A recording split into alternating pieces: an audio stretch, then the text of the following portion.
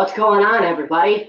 As I promised, I'm back today, and you see, yes, I'm wearing something very different. You can see I'm wearing some commemorative items for the 75th anniversary of the D-Day invasion. If any of you guys haven't had any clue what that is, I suggest you check out my video for it. But yeah, got a nice hat right here, very nice. And I got this shirt on. It's kind of hard to show it because of the way of the camera. But that's not why we're here today. Here today, we're here to celebrate a little thing with this. What is this? This is my originally favorite tank, the M26 Pershing American Heavy Tank from 1945. It's definitely a very beautiful tank, I have to say. Very well designed. I mean, it took quite a while for them to get it out, but it's an incredible and ingenious design that they managed to come up with. As you can see, I got several models here. I got 3 1/72nd scale, and I got this one, which is 1/24th scale. This one is actually RC version, as you can see with the antenna. And this thing fires infrared lasers because it is a part of something known as Battle Beam RC. But that is not the reason why we are here today. The reason why we are here is to build this. This is the new Cobi model of the M26 Pershing. This is the updated model off of the old version because the old version came out quite a long time ago, and they're constantly updating these models. I'll explain that in a little bit. See something? There's just something on the screen here. Yeah, sorry about that. Ay.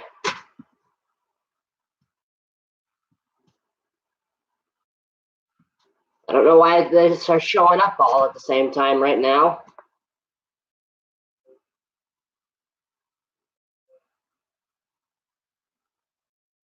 Ay. It's like I'm just getting swarmed with notifications right now.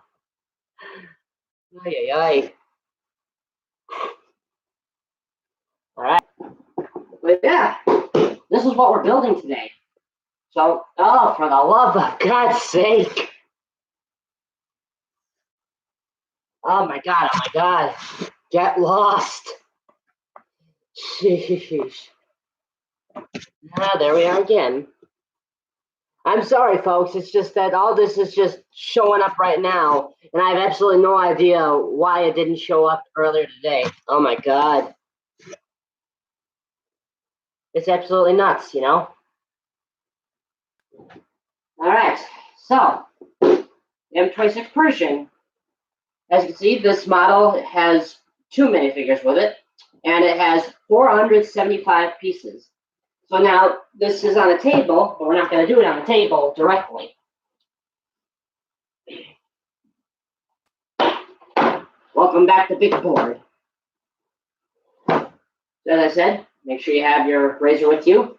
Again, if you are younger, do not be doing this with a razor because it is very dangerous. These are very sharp, especially the ones that modelers use because they are even sharper. Not as the ones at grocery stores, but still all the same.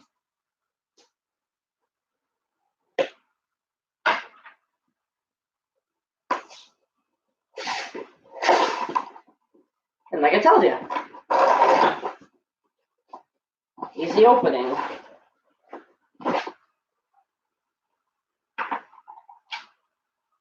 Little instruction book. I'm gonna put that at the front so I can see what I'm doing. And now,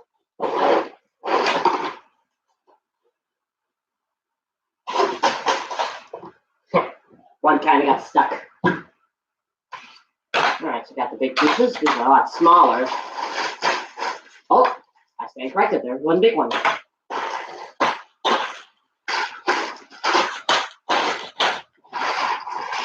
Of course, starting with bag 1 once again.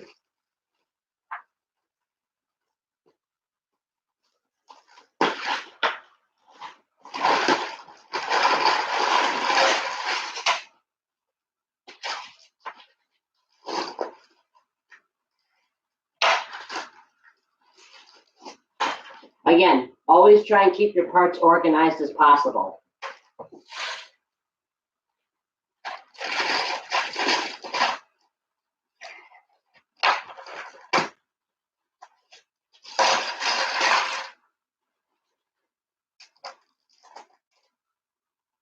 Almost pricked myself.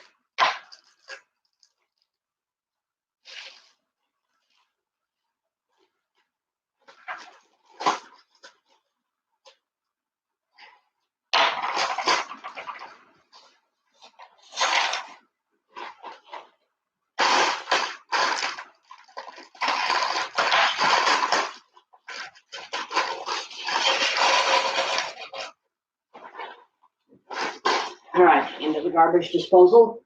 Let's set the razor aside. All right, so we're starting with the biggest piece already. Surprise, surprise. All right, awesome.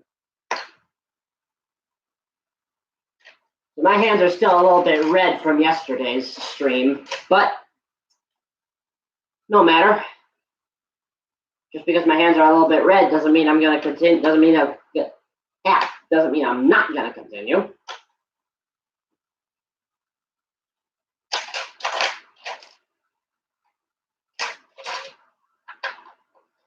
Let's check sizes. I'm putting these together. Ooh, what are we starting with? Ah, so we're starting with those pieces, huh? Now, in case anybody hasn't built with Cobi or Lego before, they come up with these interesting pieces. So you look here, this piece right here, this is meant to, when you connect something to the back, these pegs on the side will connect it together and hopefully hold it. I have had some of those times where they haven't held, but that's probably due to my miscalculations. Heck.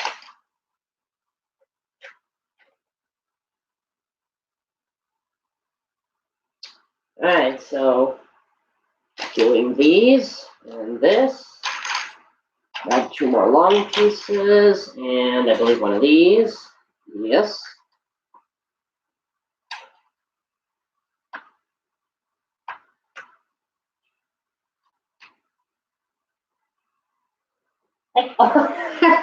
Sorry, Cooper, didn't mean to scare you. Obviously, my cats are wanting to get into the stream with me.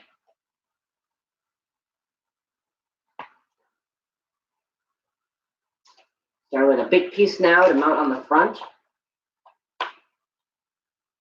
Again, always make sure that your pieces are well connected, because if they're not, then the model's just going to end up falling apart in the end. I'm sure every single one of us who has built with Legos before has had that awful experience.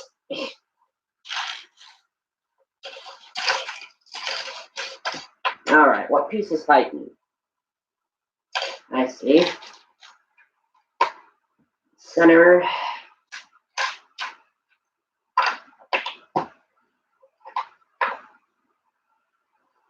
We're already starting with some of the suspension pieces. But wait, let's make sure.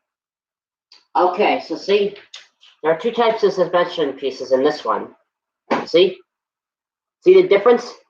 This one here means that more will be going on it, and this one will be for outer pieces and singular parts. So it's showing for this one, we need the one that goes all the way in and not sticking half out. We can mount them on the front like this.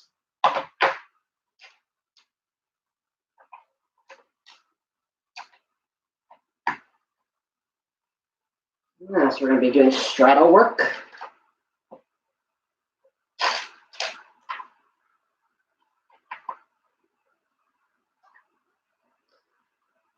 Very interesting.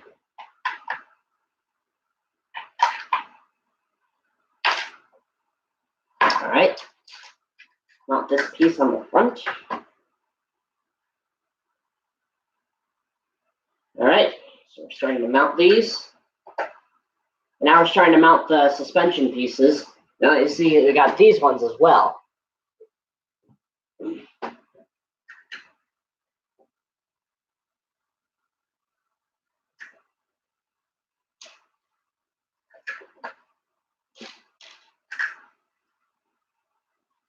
So see, the other ones are coming into play now.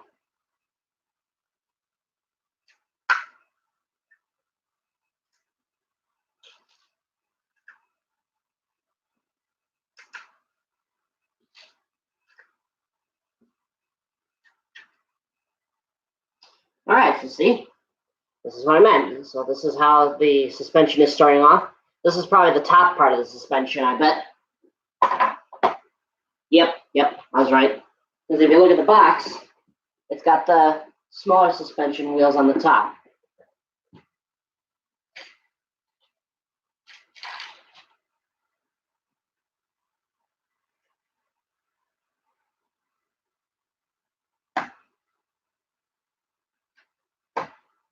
So how about that? We're already starting to add the bottom hull. Very fascinating. Sure. This one. And now we're adding the small suspension wheels.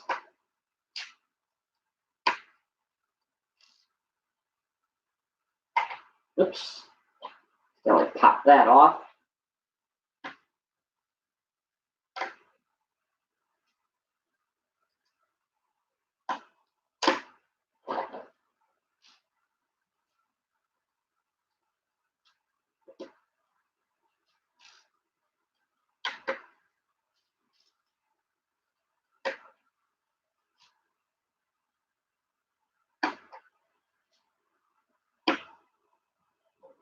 All right, so see, there are the small suspension pieces right here. Or well, these are mainly the idlers that go on top. Okay. And look at that, we're already adding the engine.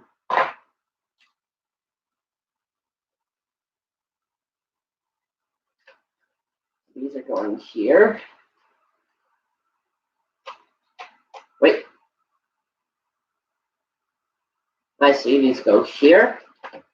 Front. Engine pieces.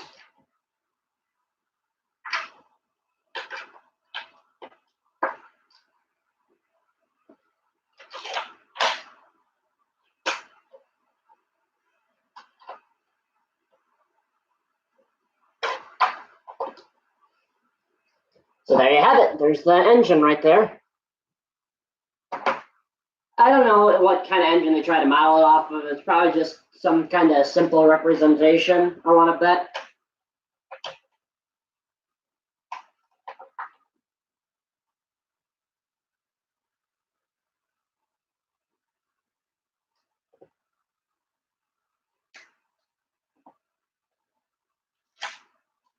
Now we're adding some of the front suspension style stuff.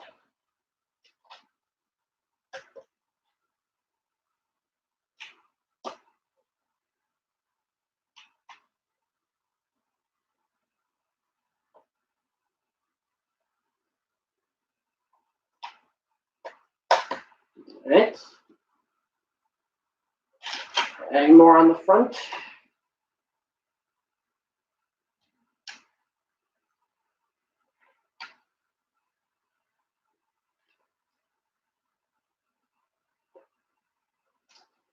All right, we're adding on the top now.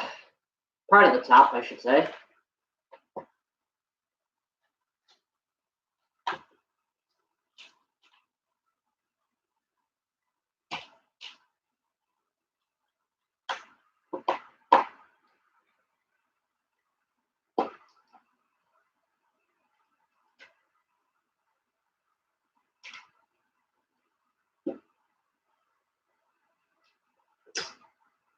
All right.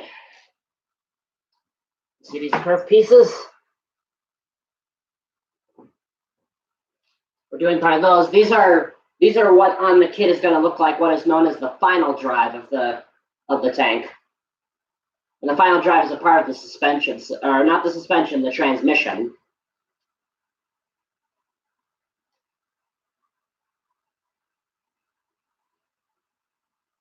And I'll be going through a lot more of this stuff once the kit's done. So don't you worry.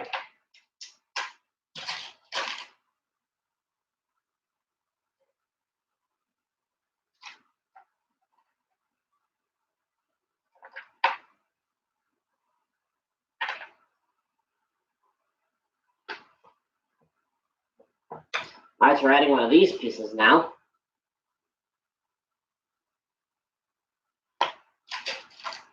Start with the ones down in the front.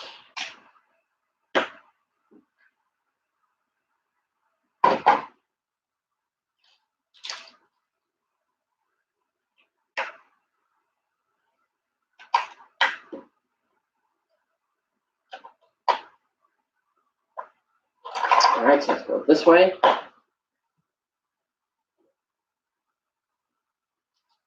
Again, always make sure you press hard so it gets on good and tight.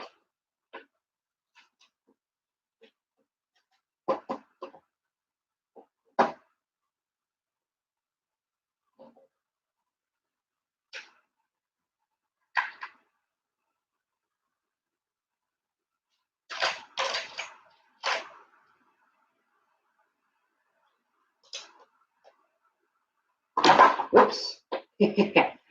Almost popping off on me. All right, so you see that little mount there in the center? That's where the turret goes, or will go, I should say.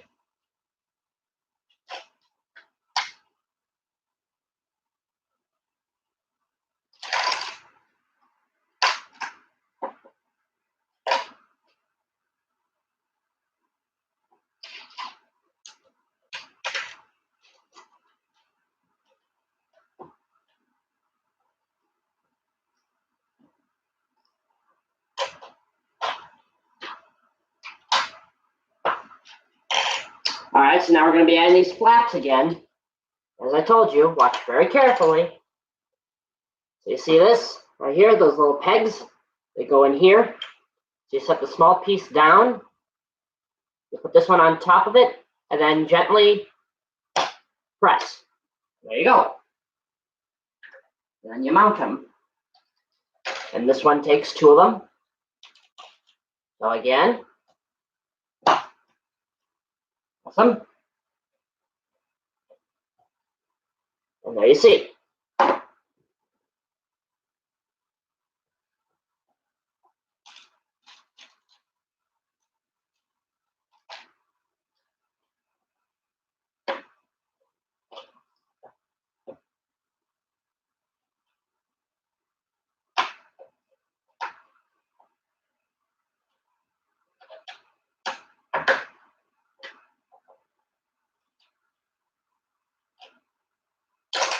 All right, so this one's taking the smaller ones.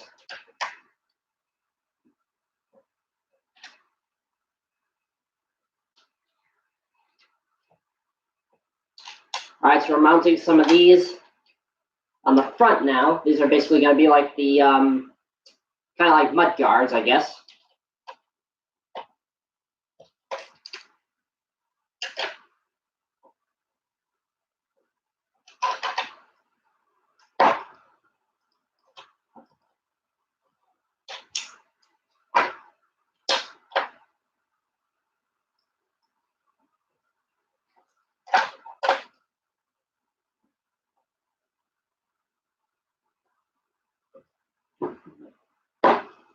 So yep, here's how it's coming along.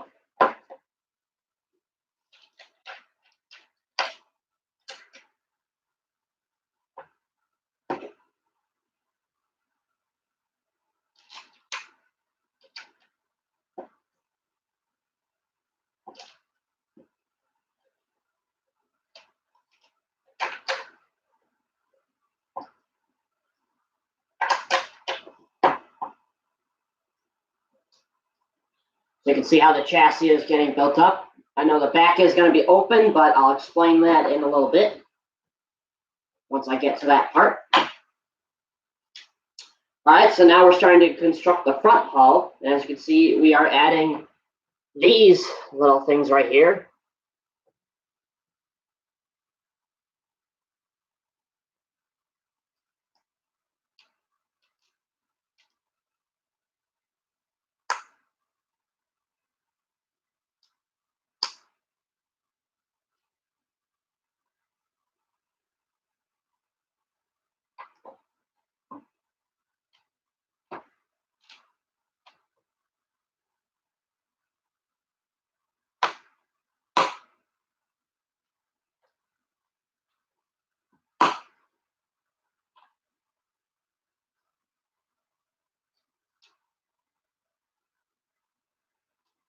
Now we're adding the big allied white star, as you can see there.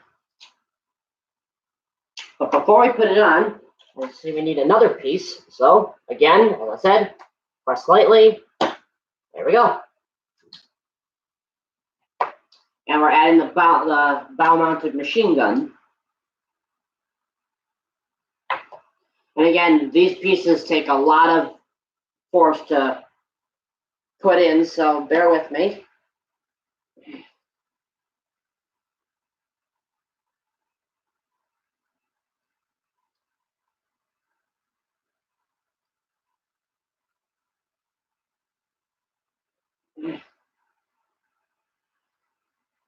Wow, that is taking a lot of force to put in. I don't know why, it's just these things are so tight on these sets. Let's see if I can use one of these pieces to force it down. Now it's coming.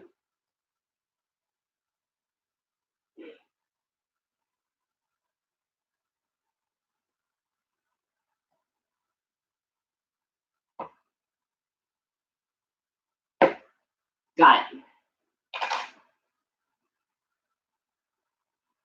And so here's what is the front hull.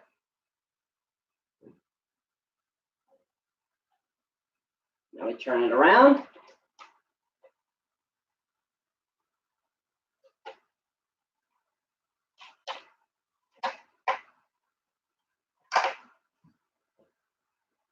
And so here's where we are so far with the hull. Amazing how fast you can go through these things.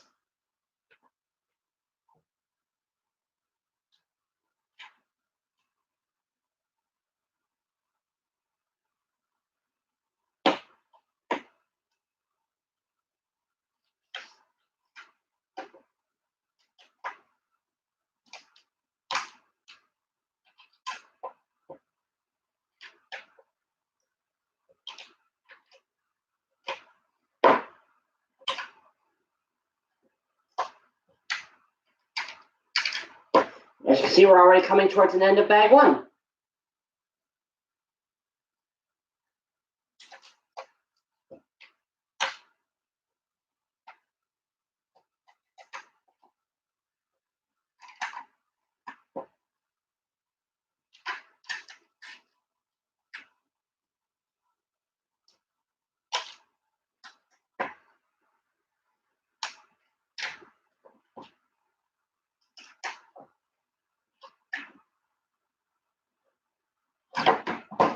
Turn it upside down.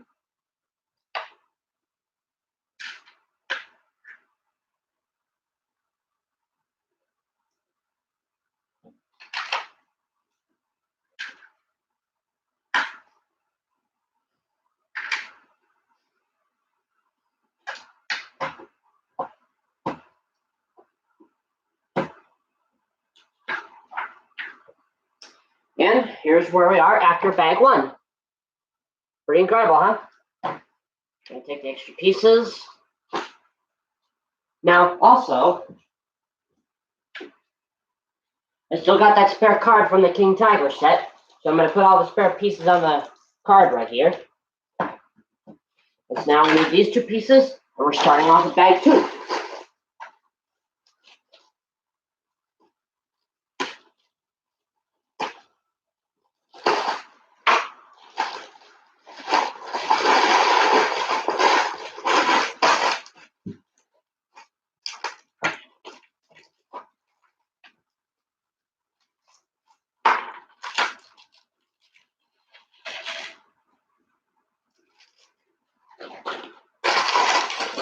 Track pieces, we're gonna save those.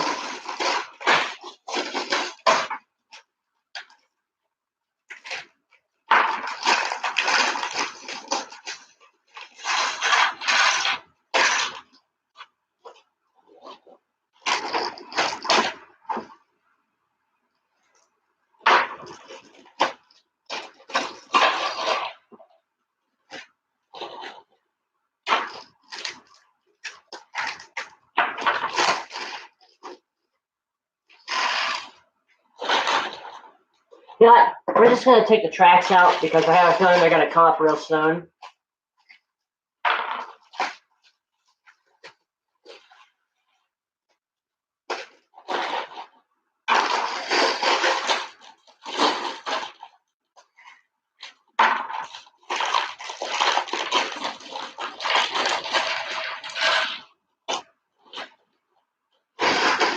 And into the garbage disposal we go. And now we can continue. So we're going to flip this back over again. And seeing that, we are continuing with more pieces.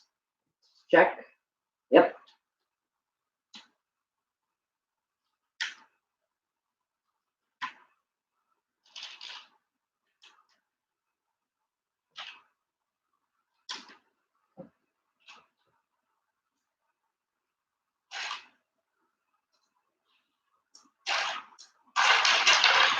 Oop, one piece went tumbling off. Trying to do a mad escape to its death.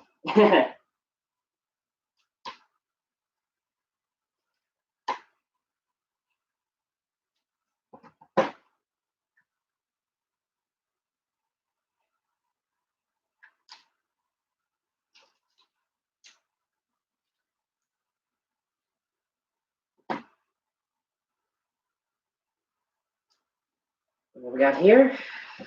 Okay, here's an interesting one.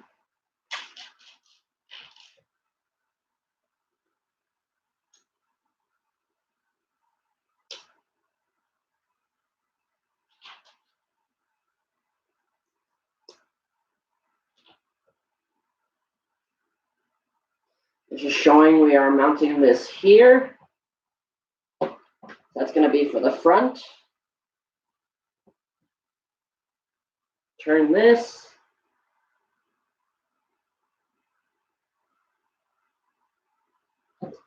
Check one thing real quick. Okay. So we're going to mount this here.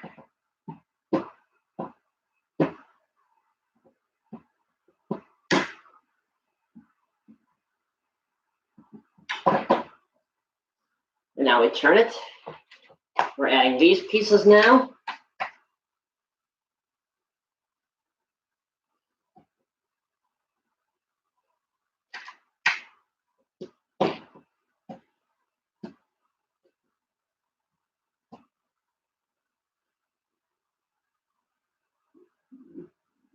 Excuse me. Now we have another piece.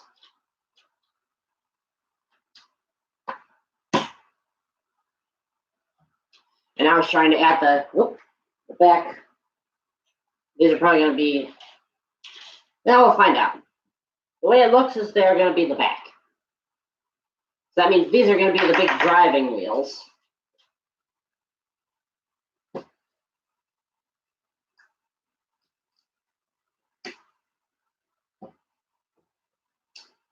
All right.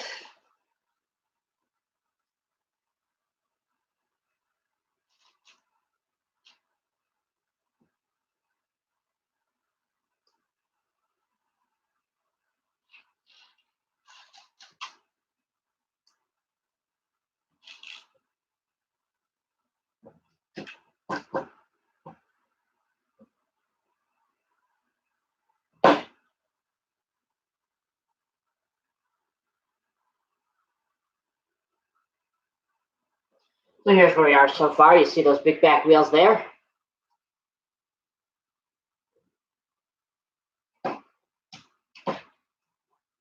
All right, so now we are starting to add the wheels. Look, these are even bigger tires than the ones we did yesterday. And they're calling for 14 of them.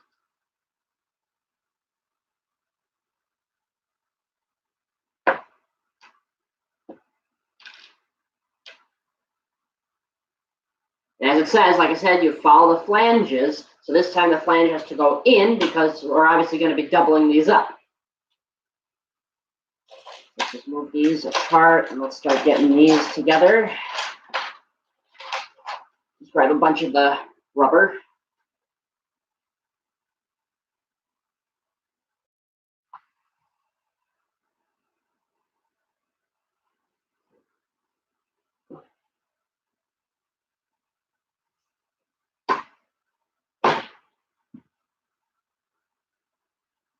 Ooh.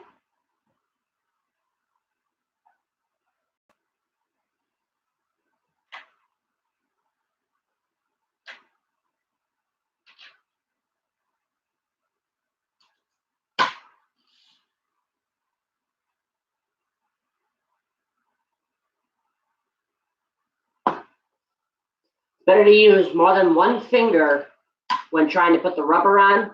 That way it distributes the weight.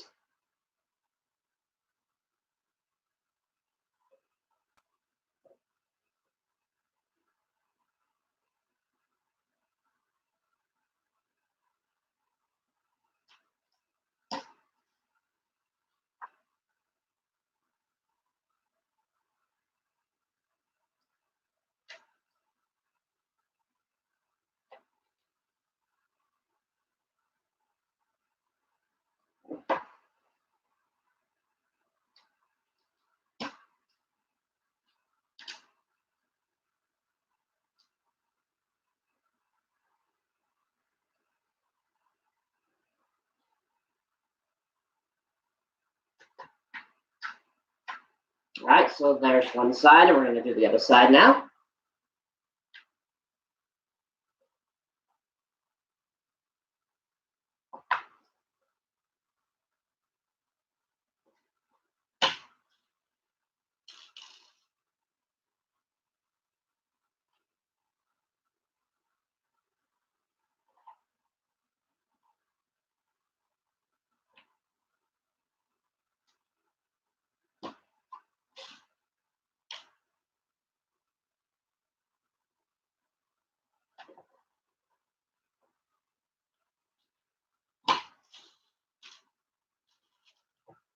We're already coming down to the last of the inside suspension wheels.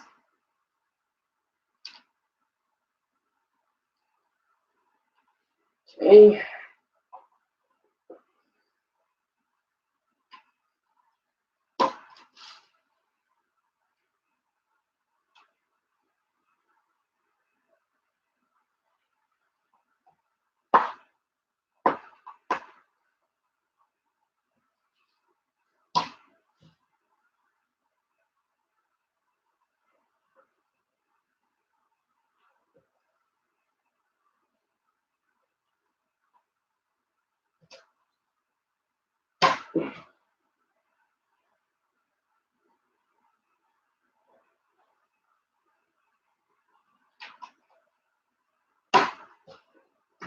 All right, so here's where we currently are.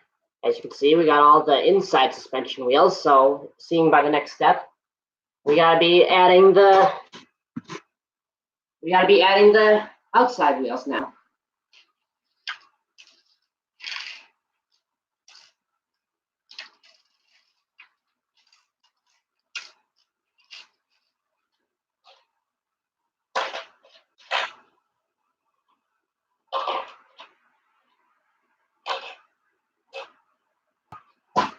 All right. And now we add these pieces. Awesome.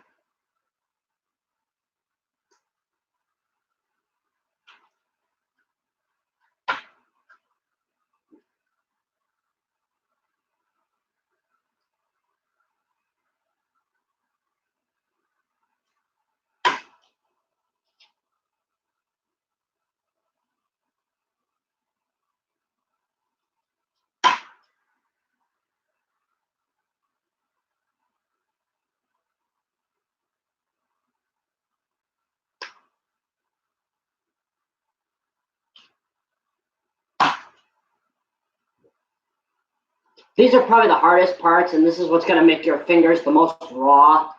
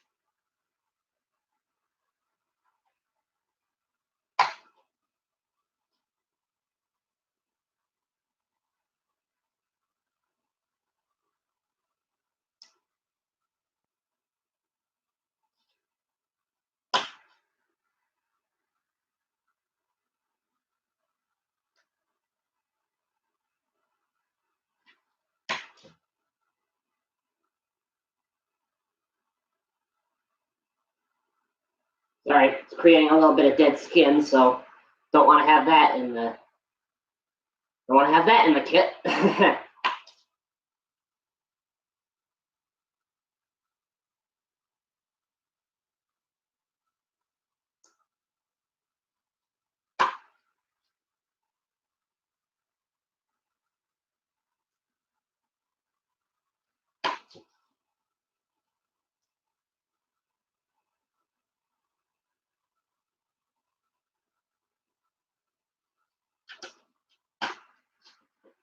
And so, here's what we have with the incredible suspension. That's why this is the torsion bar suspension. And as I told you, really early on, we're going to be doing the tracks. So these are calling for 33, so we can do 3 rows of 11. And remember, as I said, make sure to have the textured part of the track down. That way, you have the easiest time of putting the tracks together.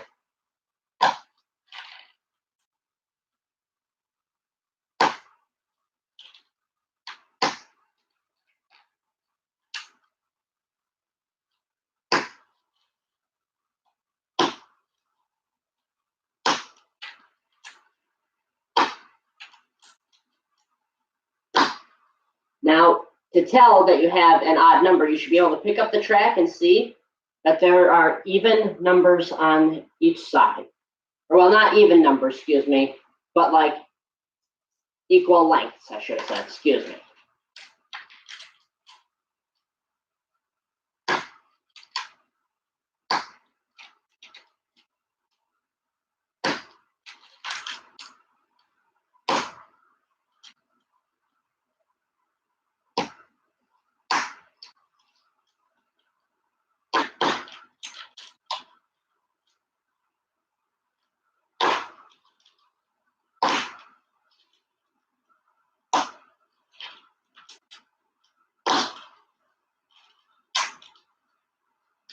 We may have one of those kits where it's an equal number of tracks without extras again, but we'll find out.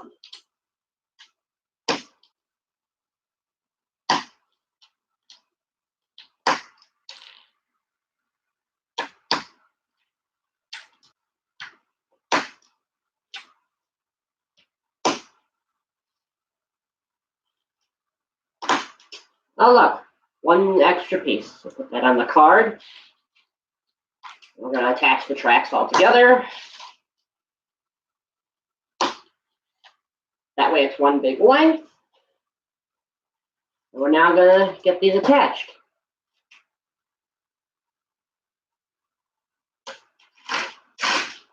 And now we got to do the other track. So again, 3 rows of 11. One word of advice, never take these and put the extra one away after you see there's an extra from the first one. Because if there's an irregular number, and I have seen this before, that way you'll be able to have extras so you can put it in.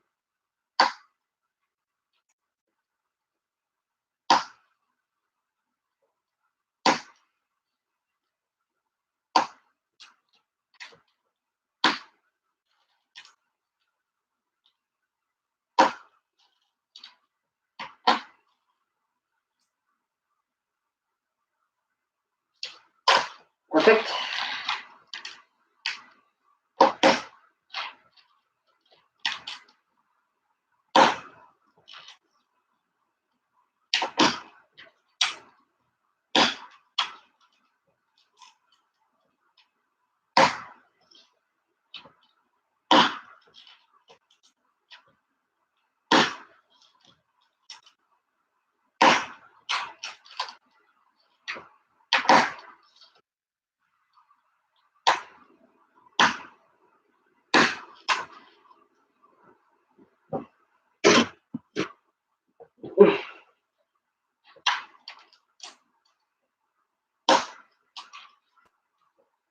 Just another bogus reply from somebody.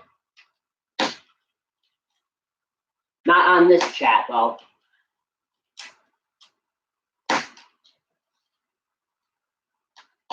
that tapping you're hearing is the board. It's not completely flat.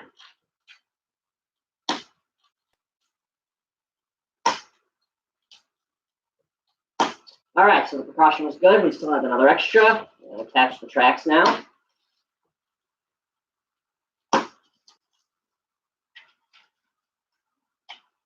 And now we're going to attach to the chassis.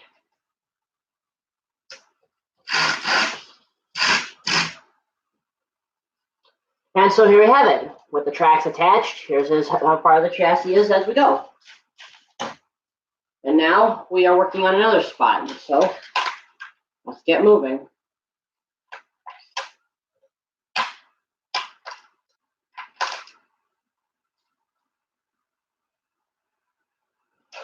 All right, so apparently this is going to be for the turret, it looks like.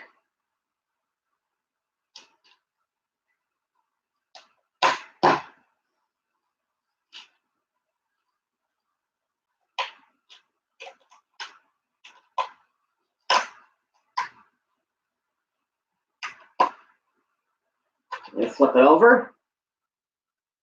We'll take a large piece here, attach it, take these corner pieces and attach them, adding some side mounts. So this is probably going to be the turret.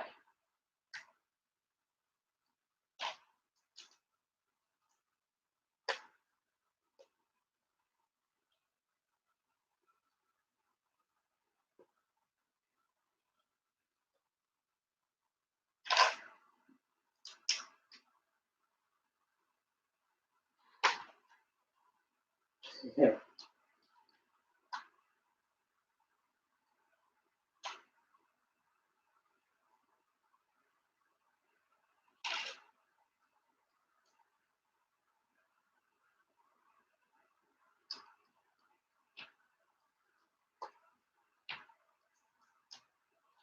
Aha!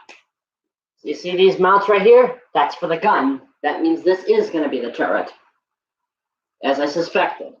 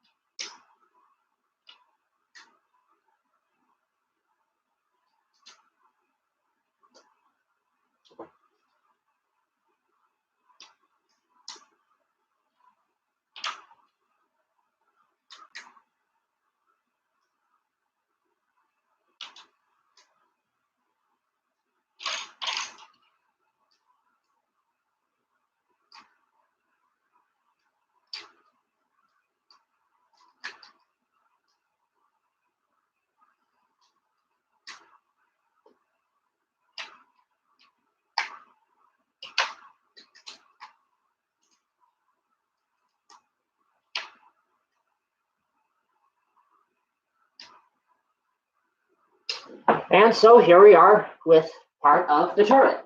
We got two extra pieces. We're going to move those out of the way. And now we come to the final bag, bag 3.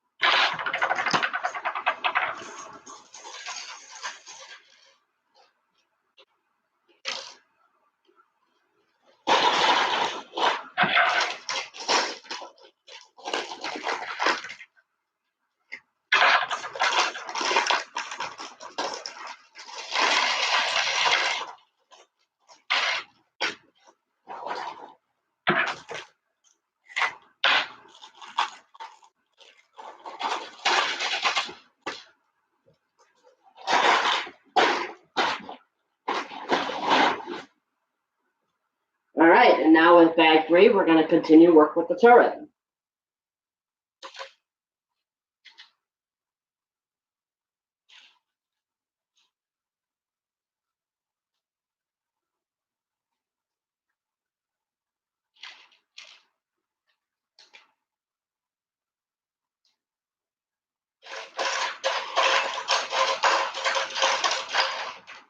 Make sure you have things spread out so you can see.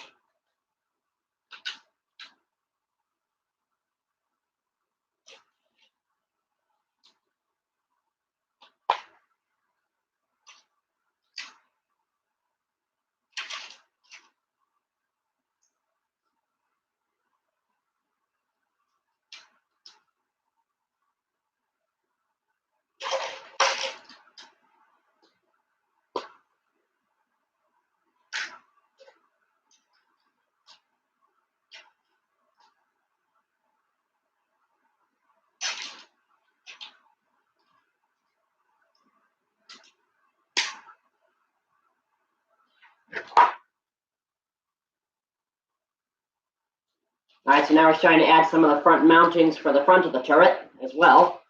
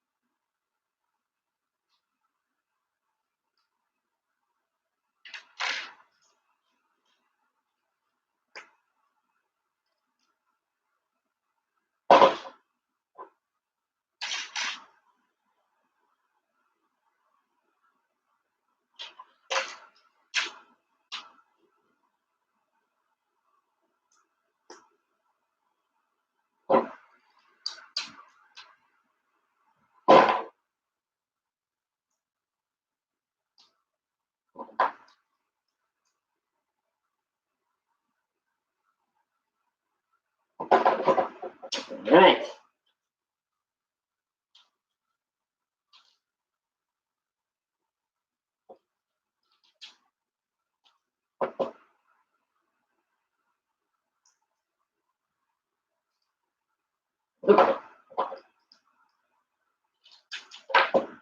Yeah, the thing's dropping on me. All right, so now unlike the other tanks, this one has 2 hatches, 2 like full-size hatches. It's just the way the tanks were designed, really.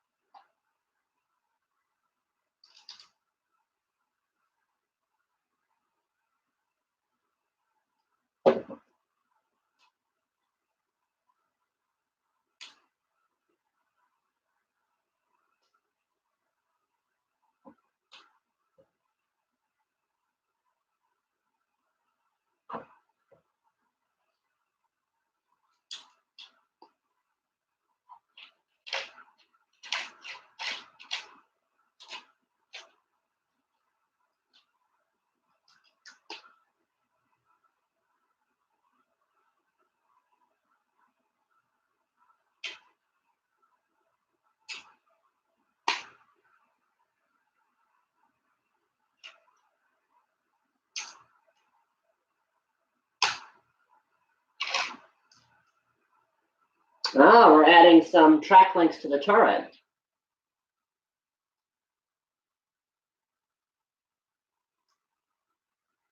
All right, just a little update. This is how far we've gotten with the turret. As you see, it's starting to actually look like a turret.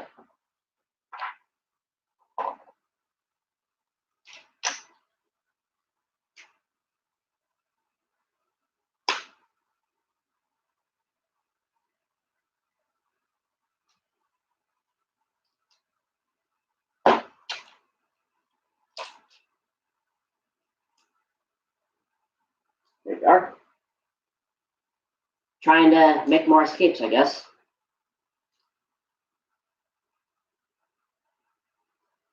All right, so now we're trying to add the gun trunnions.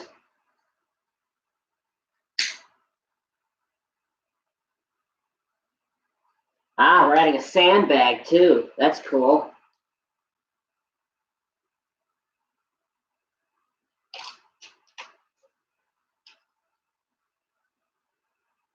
Oh, and now we're trying to add them. We're trying to create the mantlet.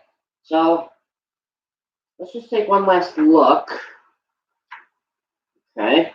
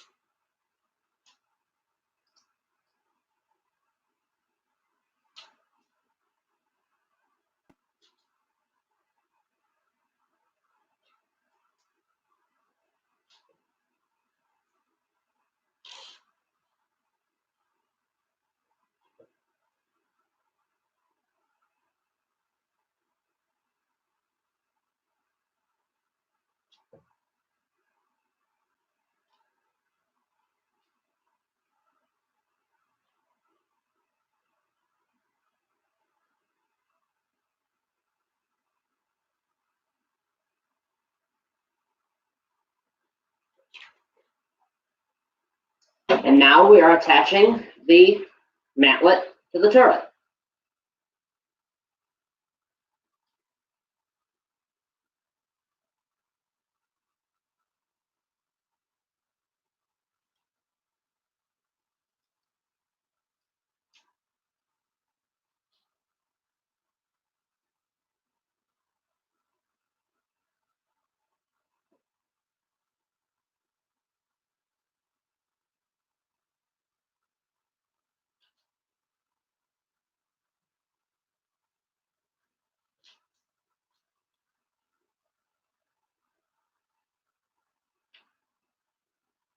Okay. Interesting way of mounting the machine gun.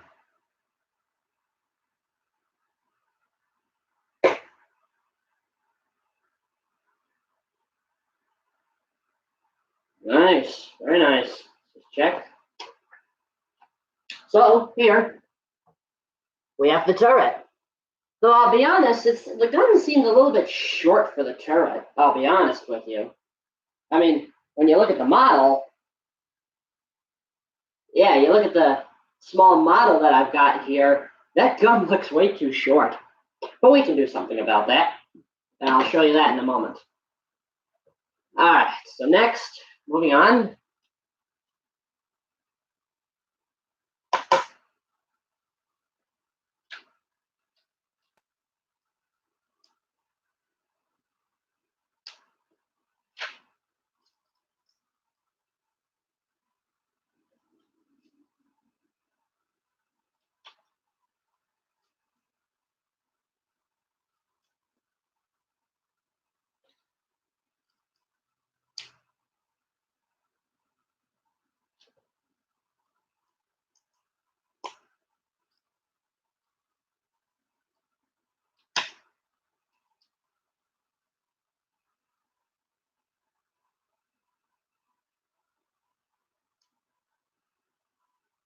And I see my Sayo chap not paying very much attention. Trial and error. Happens all the time.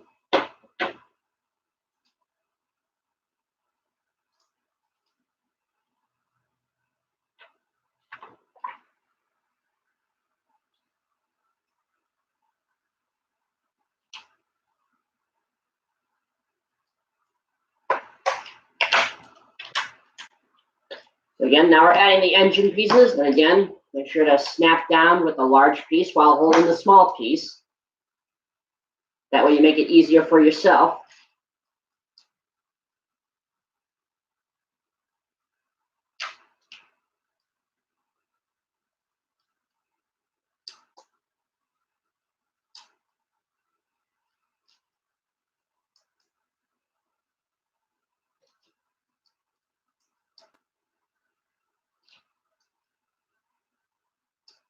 All right, now we're adding the engine block.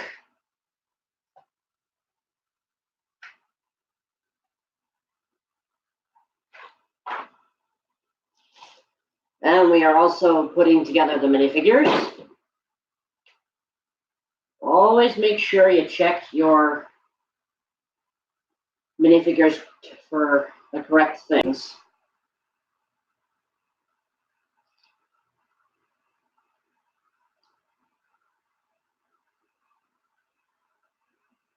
Here's one minifig. See, he's carrying the Thompson submachine gun. Everybody knows that, should know that as the gangster gun, because gangsters love to use them.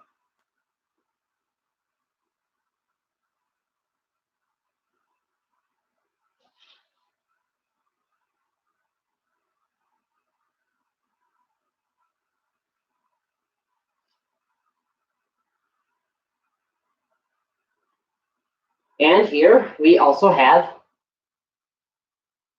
the tank commander, and I'm guessing that's a Smith & Wesson revolver he's carrying.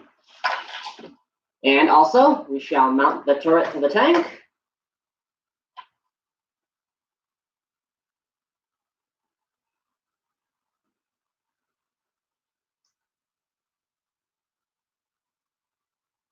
Oops, other way around, boys.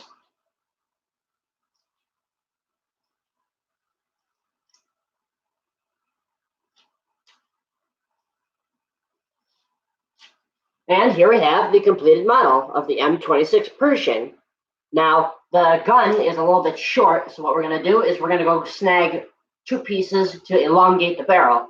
I'll be right back.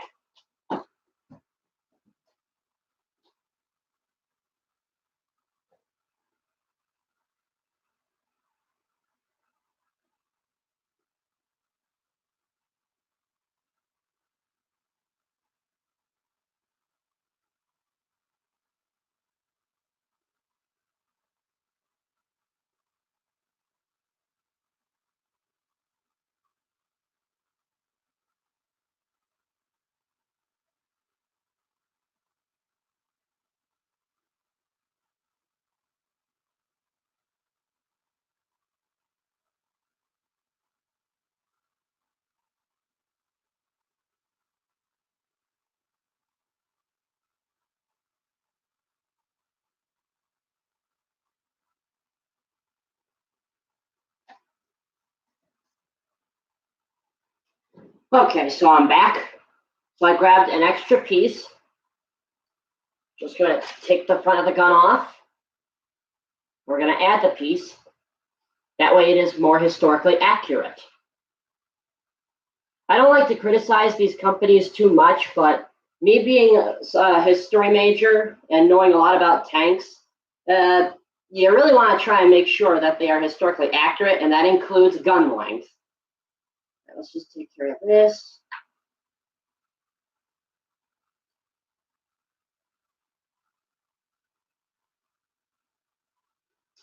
Check the models. Let's check this one instead.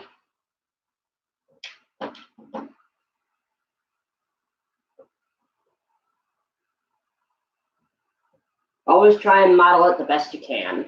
All right, there. That looks better. All right. So, this is the completed model of the American M26 Pershing heavy tank. So, I said earlier why I would explain why this tank came into production when it did. So, I will do it as such.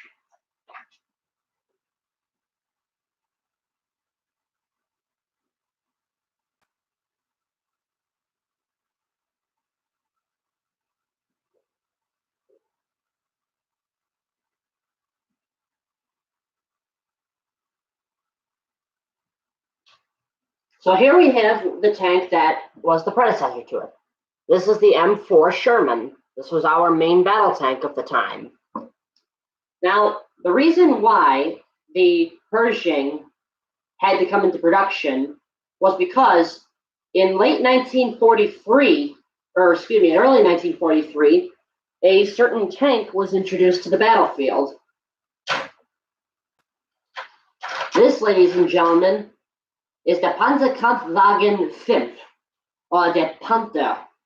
Now, this one, you may be wondering why are there so many strange colors on it. It's because this was a captured Panther from the Warsaw Uprising that the Poles named Poodle.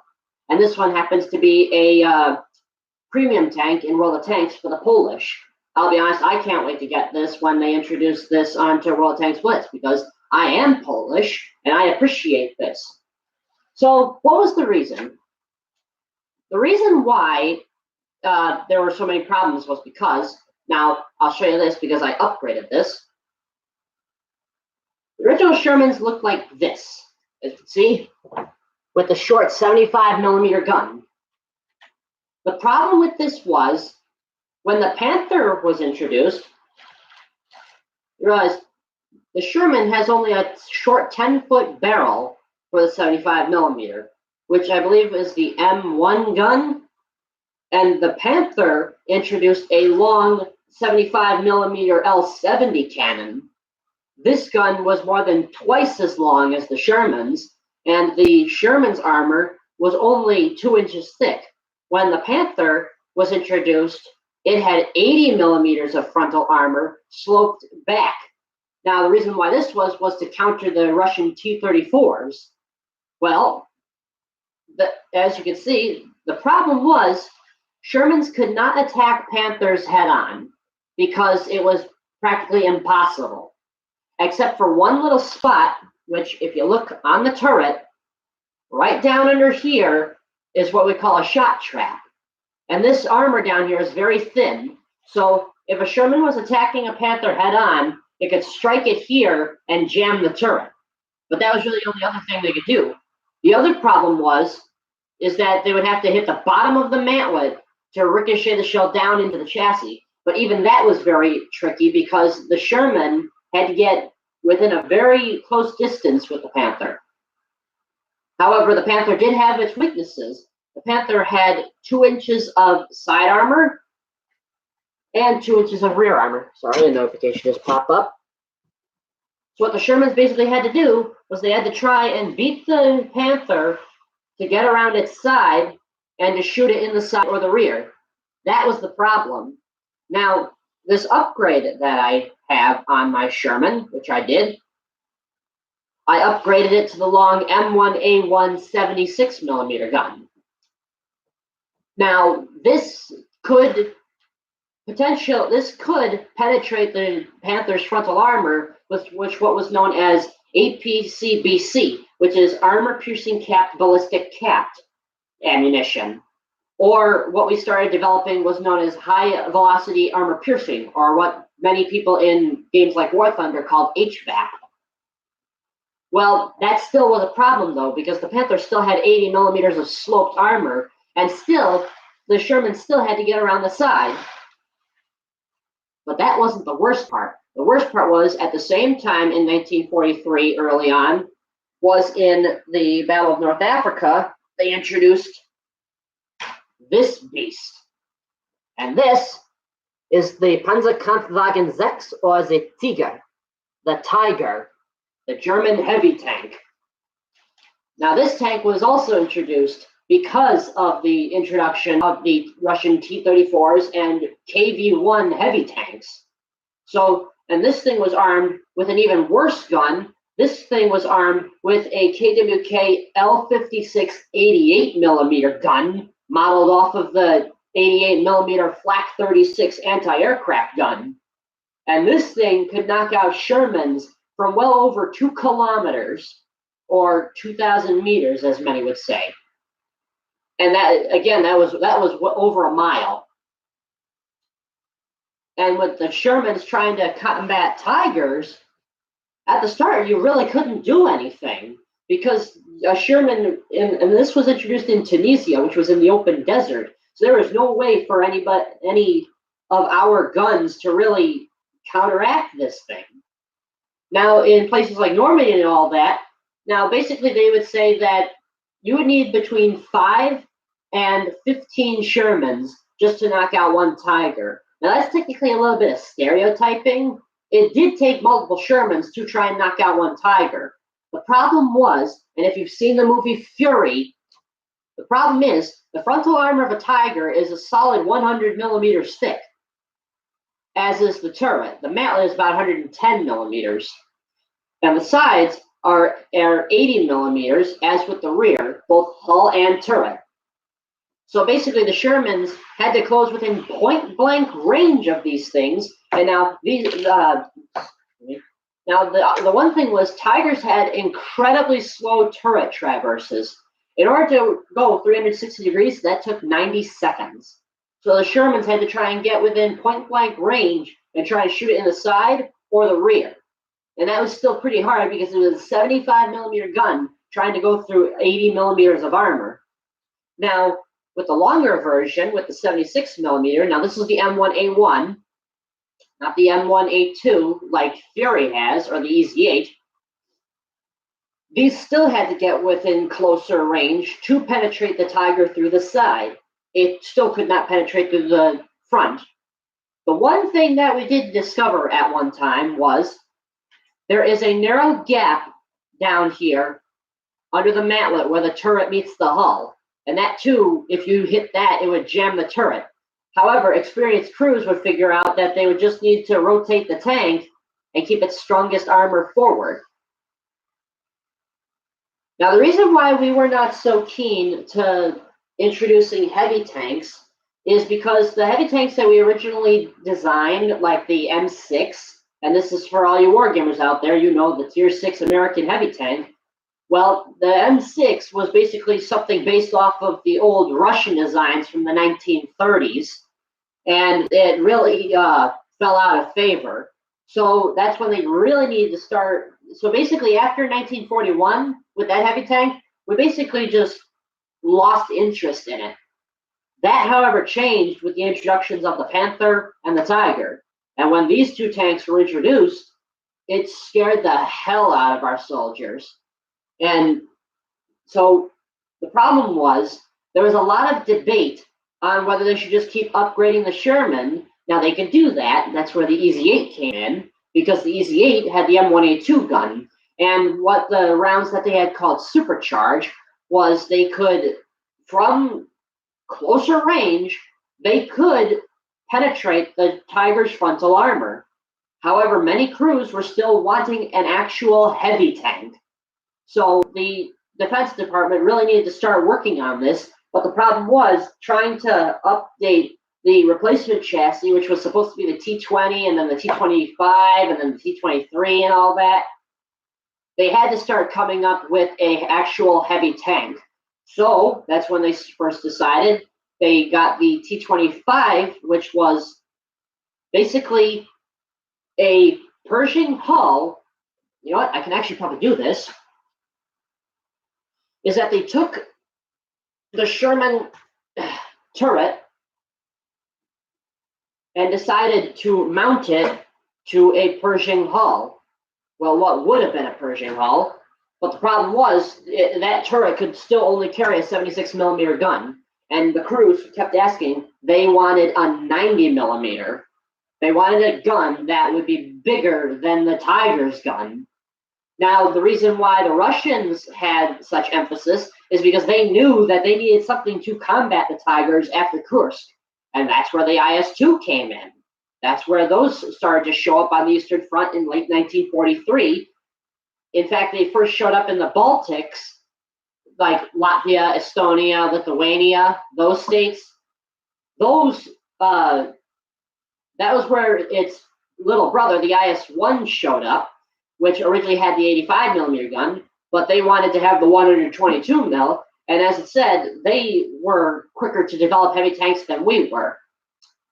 So then there was another thing. They thought they could try by upgrading the Sherman to take what was to be a Pershing turret with the 90mm gun, and I can show you what it would look like.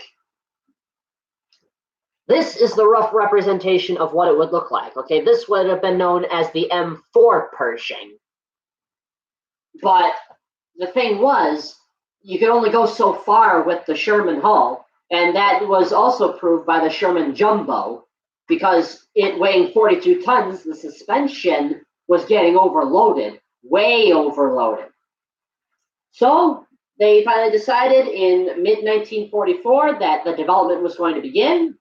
And then by December of 1944, the first Pershings began to roll off the production line for testing.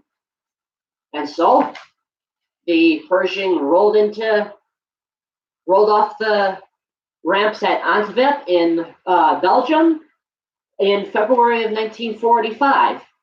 And what they wanted to do was they wanted to test the armor penetration values of the main gun.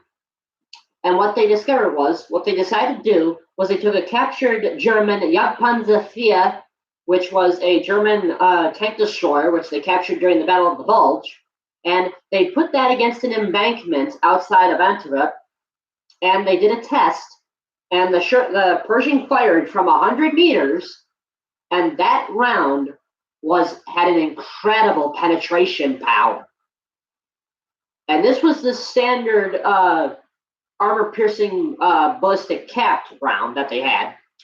This round penetrated the 5-inch thick final drive, which was the transmission area, went through the driver's compartment, blew through it went through the 3-inch thick armor plating on the 3.5-inch thick armor plating on the front.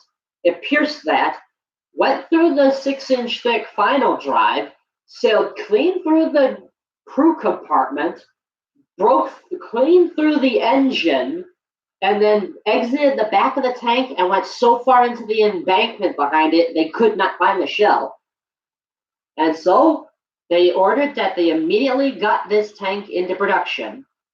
And they had several Pershings, and half of them went to the 2nd Armored Division, and half of them went to the 9th Armored Division. So, where does this come in? And many people ask, when did the Pershing first see combat? Well, that was introduced when we were capturing the German city of Cologne, or Köln as it's known in German. So as they were coming down the streets, waiting in front of the cathedral was a Panther. And as one of the Shermans began to come down one of the streets, the Panther fired, and it hit the front of that Sherman, and it killed 3 of the crew, and the other 2 managed to bail out. One of them lost the bottom half of his left leg. You'll actually see that if you watch the archival footage. I warn you, if you can't stand seeing people's limbs cut off, I suggest you don't watch it. And that crewman also died days later. So the new T-26E, and this was the T-26E3, as it was known. It wasn't called the General Pershing yet. It was just called the T-26E3. The Pershing went up a side road, and the Panther was waiting in front of the cathedral, and then it saw this tank come around the corner, and the commander of that Panther said he was initially confused. He thought it was one of their tanks because he had never seen an American tank like this before. Well, that's when he finally realized that he made a big mistake. So as the turret began to turn, and it only got about this far, the Pershing fired the first shot. That shot pierced that 2-inch thick side armor like a hot knife through butter. And the crew actually managed to start to bail out, but I believe it was at least 2 of the 5 crew members that were killed. The commander also managed to bail out. Now, the second shot fired, I'm not exactly sure where it went. I think it might have gone into part of the hull, or it might have actually hit the bottom of the turret. And the camera that it showed when this tank fired, which was filming the Panther, shook from the gun blast. And then finally, the third shot went underneath the side armor. If you look on this side of it, it went down through here underneath the tracks, and it erupted the ammunition. And that Panther burned for 3 more days in Cologne. So that was the first time that a Pershing had actually seen combat against the enemy. Okay, so that was against the Panther. So what about the Tiger? Well, the Tiger story is a little bit different. So as they were working up to capture Essen, there was a town out there called Elsdorf. And what they did was they had said that there were German vehicles that had moved up into the town overnight. And early that morning, a Tiger 1 had moved into the town, and they decided to lead an armored column. So the armored column was led by a Sherman, and as the Tiger came up, they saw the Sherman and fired. The Sherman erupted into flames in one shot. So with that, the Pershing, and this one was named Fireball, moved up past, and the flames silhouetted the Pershing. The Tiger fired a shot. This shot was so lucky. It actually penetrated the coaxial machine gun port. And what happened was, it made that was probably the luckiest shot ever. And I gotta tell you, it was absolutely nuts, because it killed the gunner and the loader, which was very lucky. You gotta realize, to hit an 88 millimeter shell is about it's about 3 inches. It's about 3.1 inches, I think. I'm not positive, but anyway. So it penetrated there and killed the gunner and loader. The second shot fired struck the muzzle brake, which caused the round in the chamber to go off. The shell exiting the gun, and the gun unfortunately swelled. And then the Tiger fired a third shot, which actually hit this part of the turret right here on top. It gouged out the part of the turret and sheared off the open commander's hatch. So Fireball was abandoned, and the Tiger, unfortunately, as it started to back up, it wedged itself on a pile of rubble and got stuck. Fireball would later be recovered and put back into combat service. Many would say that Fireball was considered knocked out, but no, that's not the case. So then the next morning, another Pershing, managed to move outside of town, and they heard that the Germans were retreating. Well, he was in what was known as a hull defilade position, which means that the hull was hidden and only the turret showed. When they pulled up out of that position, they saw a Tiger tank. They saw a Tiger rolling up out of its position. So the Pershing fired, and it actually struck the lower left front hull of the Tiger, penetrated that, and jammed the front left final drive. The second shot fired penetrated the bottom section of the gun mantlet, which is one of the thickest parts of the tank. It penetrated that thick armor on the mantlet, and it jammed the turret, and I think also killed the gunner. And then it fired again 2 high explosive rounds that didn't really do anything. It then caught sight of 2 Panzer IVs that were nearby, and it fired, and it destroyed each tank with 1 shot, and then a high explosive round each killed the crew. And then later on, there were reports of the Germans moving out, and then the Pershing rolled up and saw the tanks moving, and then bang, bang, bang, bang. 1 shot to each vehicle, including 4 Tiger tanks, all knocked out. That was what was known as Fireball's revenge. And then basically, there was one other incident that I recall, is when they were on their way to the German Panzer production center of Paderborn, and they were moving around, and they were actually passing these Panzer schools, and they were in a column, so the enemy began to develop what were known as ad hoc shock groups, which basically meant that these were groups that would go together and just try and attack. Basically, I mean, they were formed out of nothing. So what happened was a Panther actually came out of the woods behind the column and started firing and knocked out two Shermans by hitting them in the back. Well, the Pershing at the back of the column, there was also one at the front, the one at the back of the column swung that big 90mm gun around and saw the Panther, and it took one shot with an armor-piercing round, and that went straight through the front hull of the Panther. It bored right through there and knocked the tank out like that. And that was the other thing, because of we encountered seemingly more numbers of Panthers and Panzer IVs as we were getting close to the end of the war. But this is what it is. I mean, you got to understand, going from the taller, thinner Sherman to the lower silhouetted, wider Pershing heavy tank, you got to realize it was necessary, because you had to take on things like the Panther and the Tiger. I mean, you really couldn't do much about it, because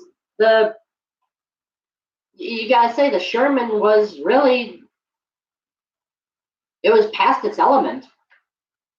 And well, this is what it is. It's incredible, because another thing was the Pershing also took on the T-34-85 in large numbers in Korea, in the Korean conflict.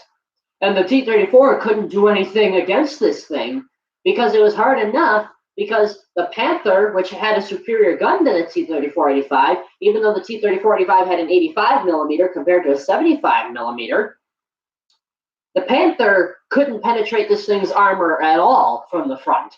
It was impossible. The Tiger even had problems with it, because the armor was sloped and it was 104mm thick. The equivalent armor was like about 140mm, and the gun mantlet, I think, was about 140mm, I think, but it's rounded, so it's a lot thicker. And the Pershing could fire through the T-34 like an even hotter knife through butter. And the other thing was, so I recall this from the first engagement between the Pershings and the T-34s. When the T-34 rounded the corner on the road in Korea, the Pershing, whose gunner, as they called, was a crack shot, because they had gone through the Second World War with other tanks, and they would hit every time. They claimed that the gunner was missing. That's not the case. The high-velocity armor-piercing rounds were hitting the front of the T-34-85 and exiting the back. That's how powerful those rounds were. And as you may look at the side of the Pershing with that suspension, as you may recall, the M48 Patton and the M60 also have that same suspension. The Pershing was basically the beginning basis for all the future tanks after it, because after that came the M46 Patton, and then the M47 Patton, and then the M48 Patton, and then the M60, and then the M60A3. That's just how far we came, because this vertical volute spring system suspension of the Sherman just wasn't going to last, because it could not get that incredible speed and all that. I mean, it could go up to 25 miles an hour on flat terrain, but it couldn't go. It was not as reliable. The torsion bar suspension made the Pershing, which was a heavy tank at the time, because the Sherman weighed 33 tons, the Pershing weighed 42 tons. The Pershing could go faster than the Sherman. The Sherman could go up to 25 miles an hour standard. The Pershing could go up to 32 miles an hour. So you can see it was also faster than the Tiger. But after the war, it was reclassified as a medium tank. because the German Panther weighed 45 tons. It still weighed more than the Pershing. It weighed 3 tons more. So yeah, I mean, but this is what basically turned into our main battle tank after the war, before the patent came out. Yes, the Pershing still had its mechanical issues, but I can assure you it was a lot more reliable than the Sherman. Now, of course, it didn't really have enough to make an impact on the Second World War because of the time that it came in. Had we decided to start developing a heavy tank earlier on, it may have looked a little bit different than this. But had that tank been ready for, say, Normandy or something, then the Germans would have really had a hell of a lot more problems, because these tanks would have been able to just come right through the hedgerows and look a Panther in the eye, and the Panther would basically be looking, what the hell? And that's basically what it would be, because the Pershing was just that good of a tank. As though it may have been that the Pershing it didn't have that oomph like the Sherman did, because like I said before, I had an ancestor who was a Sherman tank commander as well, but that was in the Pacific, so that's different. It's just, well, it's one of those things, like basically it's all about succession. The Sherman was succeeded by the Pershing. The Panther and Tiger didn't really have successors. Basically, after the war, the Germans were given Pershings, believe it or not. So I guess you could say the Tiger's successor was the Pershing. And I can't say that for the Russians, because the Russians just kept developing the IS series and all that, but that was entirely different. But anyway, I mean, this is what won the war.